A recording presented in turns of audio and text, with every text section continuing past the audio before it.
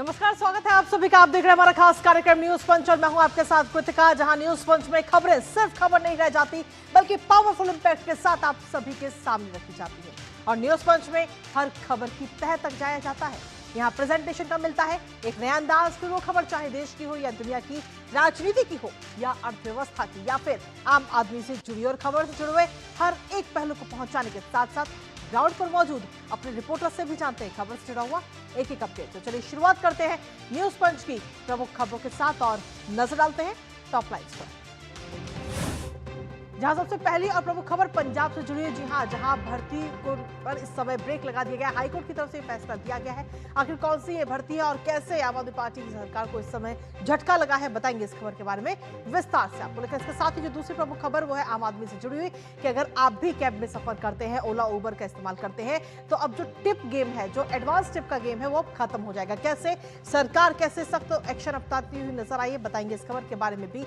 इसके साथ ही जो तीसरी प्रमुख खबर वो है अमेरिका से जुड़ी हुई कि आखिर आईसीई का प्लान क्या है। करंट वाले दस्ताने वहां पर नजर आ रहे हैं और उनको खरीदने की तैयारी इस वक्त अमेरिका में चल रही है। आखिर क्यों इन्हें खरीदा जा रहा है, बताएंगे इसके बारे में भी विस्तार से। तो चलिए शुरुआत पहली और प्रमुख खबर के साथ, जहां आपको बता दें कि झारखंड में छात्र आंदोलन इस समय जारी है। लेकिन वहीं दूसरी तरफ पंजाब से भी ऐसा ही मामला सामने आया, जहां पंजाब और हरियाणा हाईकोर्ट ने 454 फार्मासिस्ट पदों पर भर्ती प्रक्रिया पर रोक लगा दी है, जिसके बाद विपक्षी पार्टियों ने आम आदमी पार्टी पर हमलावर है। दरअसल Baba Farid university of health sciences ने 19 जुलाई को फार्मेसी ऑफिसर की परीक्षा कराई थी। परीक्षा के बाद इसमें नकल के आरोप लगे।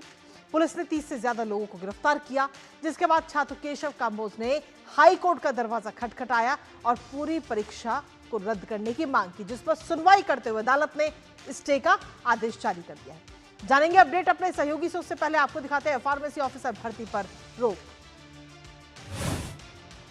तो फार्मेसी ऑफिसर भर्ती पर इस समय ब्रेक लग चुका है और पंजाब हाईकोर्ट की तरफ से बड़ा फैसला दिया गया है, जहां आपको बता दें कि 454 फार्मासिस्ट पदों पर इस समय स्टे लगाया गया। पंजाब एंड हरियाणा हाईकोर्ट की तरफ से ये याचिका दायर की गई थी, इसको रद्द करने की मांग की गई थी और परीक्षा प्रक्रिया पर भी गंभीर सवाल उठे हैं। इसके साथ ही आपको बता दें कि चुनाव से पहले ये भर्ती विवाद पूरा सामने आया, क्योंकि अगर हम देखें तो अगले साल यानी कि 2027 में चुनाव होने हैं पंजाब के अंदर। लेकिन उससे पहले ही इस तरीके का मामला इस समय सामने आ गया है, जो सरकार पर तमाम सवाल खड़े कर रहा है और इसको लेकर के विपक्ष भी इस समय हमलावर है। विपक्ष ने पेपर लीक का आरोप इस समय लगाया है।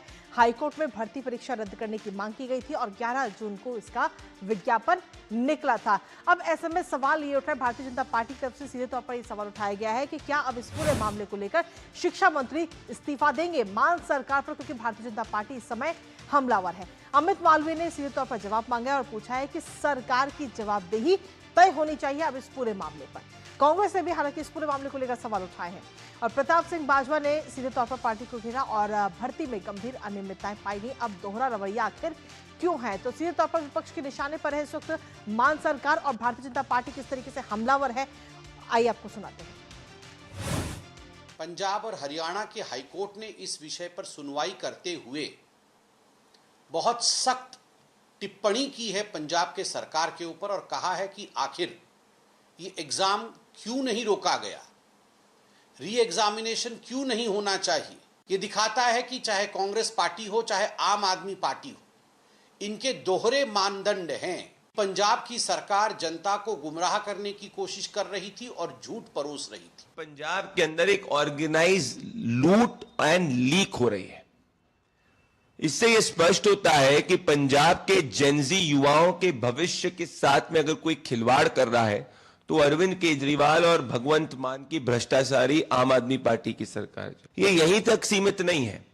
आम आदमी पार्टी की सरकार ने कोर्ट में ये प्ली किया कि there is nothing as a leak which is going on. The high court discounted it.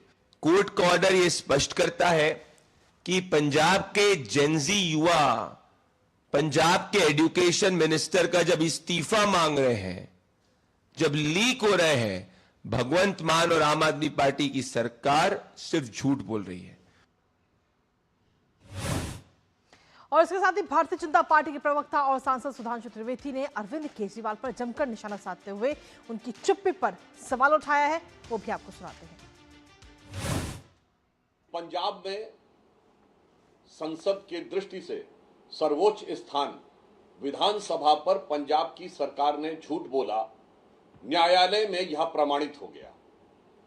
तो अब हम केजरीवाल जी से पूछना चाहते हैं, जो कि झारखंड से लेके पंजाब तक के मामले पर मुंह में दही जमाकर बैठे हुए थे, उनसे हम पूछना चाहते हैं कि जब न्यायालय में आपकी सरकार का झूठ बोलना साबित हो गया है, तो अब क्या आप अपनी सरकार का इस्तीफा लेंगे?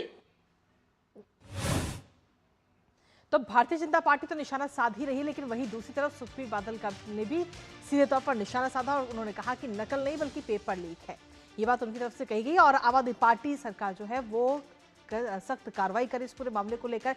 इसके साथ ही मनीष सिसोदिया पर भी हमलावर होते हुए वो नजर आए हैं और उन्होंने कहा कि सिसोदिया बाहरी शिक्षा विशेषज्ञ हैं, प्रोफेसरों के साथ बनावटी डिनर का आरोप लगाते हुए भी नजर आए और उन्होंने कहा कि स्कूल प्रिंसिपलों के ड्रामा लंच का जिक्र वो करते हुए सुखबीर बादल नजर आए। तो सीधे तौर पर इस वक्त विपक्ष हमलावर है आम आदमी पार्टी पर, पंजाब सरकार पर और मान सरकार पर कई सारे गंभीर।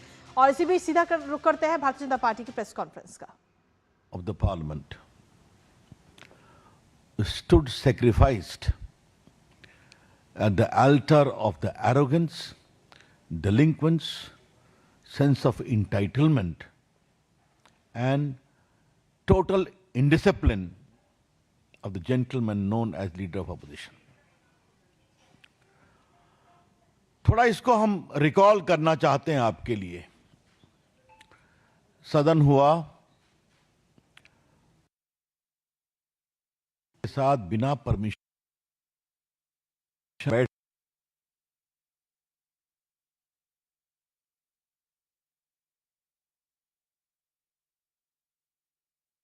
के पिताजी प्रधानमंत्री, उनकी दादी जी प्रधानमंत्री, उनके परनाना प्रधानमंत्री, तो प्रधान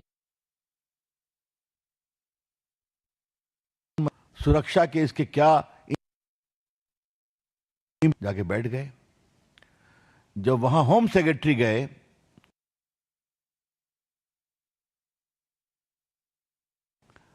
राज्य मंत्री माननीय जितेंद्र सिंह जी गए, तो बातचीत हुई, तो उन्होंने कहा कि हम, जब उन्होंने कहा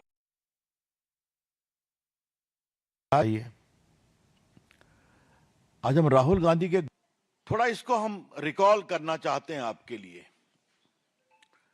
सदन हुआ, राहुल गांधी जी अपनी बहन के साथ बिना परमिशन लिए जाकर बैठ गए प्रधानमंत्री के निवास के गेट पर। राहुल गांधी जी कोई साधारण व्यक्ति नहीं है। उनके पिताजी प्रधानमंत्री, उनकी दादी जी प्रधानमंत्री, उनके परनाना प्रधानमंत्री, तो प्रधानमंत्री के निवास की क्या सैंक्टिटी होती है उनको मालूम है। सुरक्षा के इसके क्या इंप्लीकेशंस होते हैं ये भी उनको मालूम है। जाके बैठ गए। जब वहां होम सेक्रेटरी गए और गृह सचिव गए और साथ में पीएमओ के राज्य मंत्री माननीय जितेंद्र सिंह जी गए, तो बातचीत हुई, तो उन्होंने कहा कि हम चर्चा को तैयार हैं, बातचीत को भी तैयार है। जब उन्होंने कहा कि सरकार चर्चा के लिए तैयार है, तो उन्होंने कहा हमें इस्तीफा चाहिए। आज हम राहुल गांधी के गोल पोस्ट बदलने को आपके माध्यम से देश के सामने बताना चाहते हैं। फिर आपको याद होगा कि जब चर्चा की बात आई तो सरकार ने, मोदी जी ने 2 बड़े काम किए। नीट पर एक बहुत ही कड़ा कानून लाया, फास्ट ट्रैक कोर्ट की व्यवस्था की गई और टाइम फ्रेम में ट्रायल होगा और सजा को भी, और सिंडिकेट जो चलता है पेपर लीक का, उसको भी एड्रेस करने की कार्रवाई की गई। बस उसी पर एक बहस हुई। फिर उन्होंने नंदन निलेकनी की अगुवाई में एक बड़ा सा हाई पावर्ड कमेटी बनाई है एग्जाम रिफॉर्म, नीट रिफॉर्म को लेकर। ये सब चल रहा है, एकाएक धर्मेंद्र प्रधान इस्तीफा दें, दूसरी मांग ऐड कर दी गई। सरकार चर्चा को तैयार है, कहा नहीं, हमें धर्मेंद्र प्रधान का इस्तीफा चाहिए। ये चला, इसको बनाया गया, उन्होंने प्रधानमंत्री के सामने अपना इस्तीफा दिया। तीसरी बात देखिए, वो बार बार कहते थे कि गृह मंत्री दिल्ली में पुलिस कार्रवाई पर जवाब दें। देख रहे थे आप, रोज उनकी मांग थी, उन्हें चलने नहीं दिया सदन।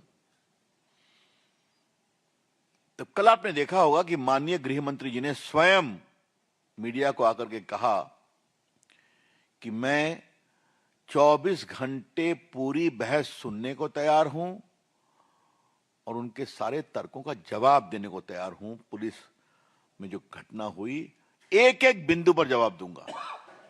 आपने देखा होगा। फिर हमारे किरण रिजिजू जी ने बिजनेस एडवाइजरी कमेटी में इस विषय को उठाया, सदन में उठाया, बहस करने को तैयार हैं। माननीय स्पीकर साहब ने कहा आप बहस कराइए, तो उनके दो शब्द विच आर फुलिश, मूर्खतापूर्ण कमेंट है, मैं उसको कोट करना चाहता हूं। अगर उन्होंने गोली चलाने का आदेश दिया है तो त्यागपत्र दें, और नहीं दिया है तो अयोग्य नालायक मंत्री हैं तब त्यागपत्र दें। क्या राहुल गांधी, गवर्नेंस की आपको बेसिक समझदारी नहीं है क्या? कभी गृह मंत्री के आदेश से गोली चलती है क्या? क्या मतलब है इसका? इसका एक नॉर्म है, इसका एक प्रोटोकॉल है, जो वहां मैजिस्ट्रेट होते हैं, बाकी होते हैं, या पुलिस के डिप्टी कमिश्नर होते हैं, उनसे पूछकर कार्रवाई की जाती है। तो फिर आपने विषय उठा दिया। तो अमित शाह जी तैयार हैं, 24 घंटा बैठने को तैयार हैं, फिर भी उन्होंने कहा नहीं, हमें उनका इस्तीफा चाहिए। उनकी बहस सुन के क्या फायदा? तो जो वो सदन को 10 दिन से नहीं चलने दे रहे हैं, जब माननीय गृह मंत्री जी बहस के लिए तैयार हैं, तो कहते हैं उनकी बात को सुनना क्या? इसे क्या कहा जाए? राहुल गांधी, आपकी उद्दंडता से देश की राजनीति नहीं चलेगी। Rahul Gandhi, the politics and polity of the country and parliament will not run because under the pressure of your arrogance, sense of entitlement and exceptionalism, कि I will do anything in my own way, my way or highway. लोकतंत्र ऐसे नहीं चलता। इसीलिए आपकी party की यह हालत हो गई है, आगे और भी होगी। लेकिन राहुल गांधी कोई लेसन नहीं सीखते हैं। इसीलिए आज हमने पूरी बातों को विस्तार से आपके सामने कहा। आज अंतिम दिन था, जब देखे कि कांग्रेस पार्टी थोड़ी एम्बैरेसमेंट में है, तो सदन में हम लोगों ने देखा कि वो समाजवादियों के साथ राम मंदिर के चढ़ावे का विषय उठाने लगे। मतलब क्या है? आप are you holding any position? पहले नीट, उसके पहले चर्चा पीएम के दफ्तर घर के सामने गलत धरना लेकर के, बिना अनऑथराइज धरना लेकर के, उसके बाद फिर कहा कि धर्मेंद्र प्रधान का इस्तीफा, फिर कहा कि मोदी जी जवाब दें, अमित शाह जवाब दें। जब अमित शाह तैयार हैं बहस के लिए तो वो इस्तीफा दें। ये हमने पूरा सीक्वेंस जो चला है पिछले 10 दिन का, 12 दिन का आपको बताया। हम इसकी बहुत ही भर्त्सना करते हैं। हम आपसे एक काम इन्होंने और सुना, हमने कहा सदन चलाना हमारी जिम्मेवारी नहीं, ठीक है ना? तो एक समय तो कहते हैं कि सदन जितना आपका उतना हमारा भी है, हमारी बात सुनिए, आप जवाब दीजिए, यही तो परंपरा है। तो आप बहस होने देंगे नहीं, आप सदन चलने देंगे नहीं, और फिर कहेंगे मेरी बात नहीं सुनी जाती है। तो ऐसे कैसे चलेगा? तो बाकी मैं बैनर पोस्टर की बात तो करते ही नहीं, आप सभी जानते हैं वो क्या होता है। लेकिन एक बात मैं जरूर कहूंगा, देश को ये समझना पड़ेगा, राहुल गांधी गैर जिम्मेवार हैं, राहुल गांधी अपरिपक्व हैं, राहुल गांधी अनुशासनहीन हैं, राहुल गांधी उच्छृंखल हैं, राहुल गांधी अहंकारी हैं, जिनके अंदर राजनीतिक मर्यादा का कोई स्थान नहीं है। I would like to repeat that Mr. Rahul Gandhi is irresponsible. Rahul Gandhi is yet to mature as a leader in the politics of the country. Rahul Gandhi is delinquent, or Rahul Gandhi has a great sense of arrogance and entitlement and exceptionalism कि जो मैं कहूंगा वही होगा। और एक बात हमने पहले भी कही थी, सरकार ने भी कहा है, कोई गोली नहीं चली है, कोई गोली नहीं चली है। अच्छा होता अमित शाह की बात सुनते तो जवाब पूरा दिया जाता। हम लोग भी बोलने के लिए आतुर थे। मैं तो आग्रह किया था थोड़ा सा युवराज के भाषण का जवाब मैं भी देना चाहूंगा माननीय गृह मंत्री के पहले, लेकिन हाउस चलने नहीं दिया। तो ये जो उनका फ्रस्ट्रेशन है वो उसको निकाल रहे हैं, ये बहुत दुर्भाग्यपूर्ण है। इसके हम बहुत ही भर्त्सना करते हैं। ये चिट्ठी आप लोग को मिली होगी जो माननीय गृह मंत्री जी ने लिखा था स्पीकर साहब को, हम आपके लिए इसको फिर पढ़ना चाहते हैं। आदरणीय अध्यक्ष जी, आपको भी थे कि माननीय संसदीय कार्य मंत्री किरण रिजिजू ने बिजनेस एडवाइजरी कमेटी में सरकार की ओर से संसद में नीट परीक्षा का छात्र आंदोलन पर चर्चा की सहमति दी थी। मैं यह भी उल्लेख करना चाहता हूं कि विपक्ष के आग्रह के पूर्व ही संसद के वर्तमान सत्र में रोकथाम के लिए संशोधन बिल आया है। मेरा अनुरोध है कि आप विपक्ष से चर्चा कर अपनी आपसी सहमति से आज जितने घंटे आप उचित समझें उतना समय आवंटित करने की कृपा करें। मैं निर्धारित समय के दौरान सदन में उपस्थित रहकर इस मुद्दे पर चर्चा में भाग लेना चाहता हूं और विपक्ष के सभी प्रश्नों का उत्तर देने को तैयार हूं।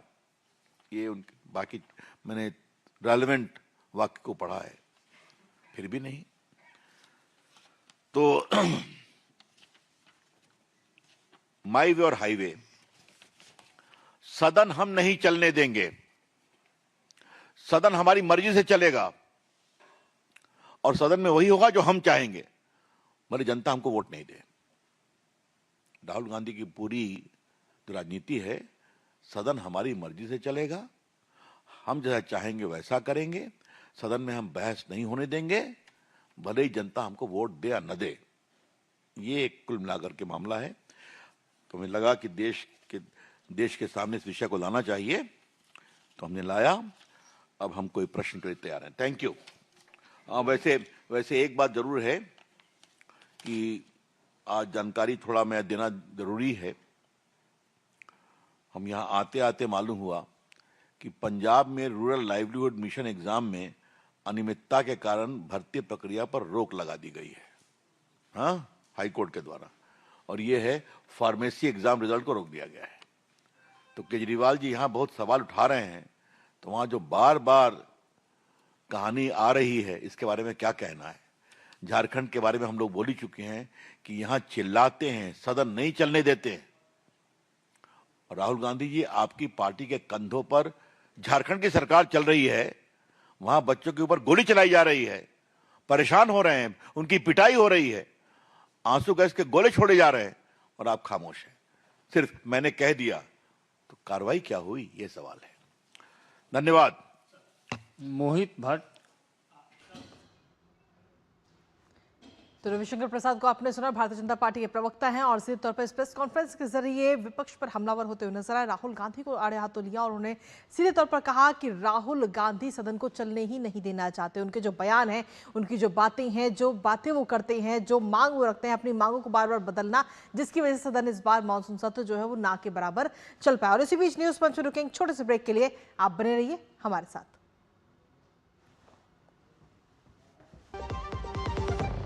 यार कैसे ले पाएंगे घर? नहीं, आज गर्मी बहुत है ना? यस, बहुत ही ज्यादा। पापा, घर खरीदने की प्लानिंग इज नॉट इजी। विनी, लॉन्ग टर्म सेविंग्स का बेस्ट प्लान बताना। LIC protection plus plan.